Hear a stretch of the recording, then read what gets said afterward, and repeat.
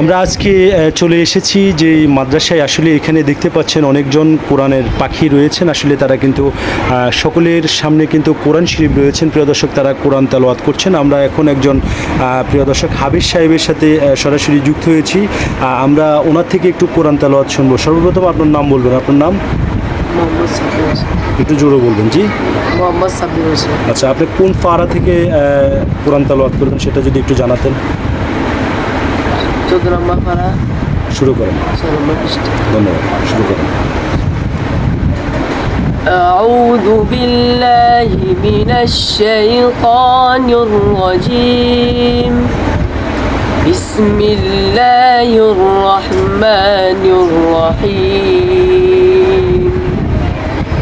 الذين جعلوا القرآن عضين فوربك لنسألنهم أجمعين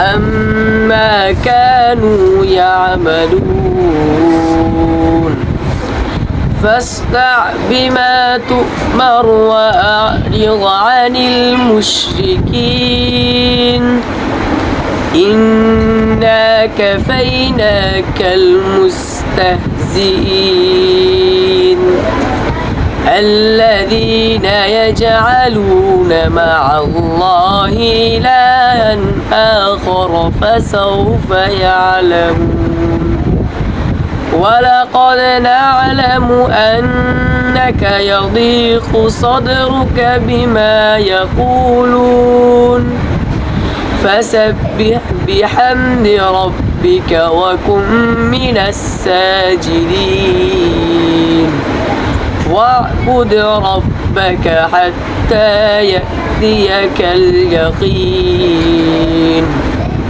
صدق الله العظيم. মাশাআল্লাহ।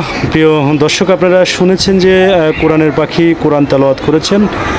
আসলে এই মাদ্রাসা যেটি রয়েছে এটার শিক্ষার মান অত্যন্ত ভালো। আমরা জানতে পেরে কিন্তু এই প্রতিষ্ঠানের ভিতরে আমরা প্রবেশ করেছি।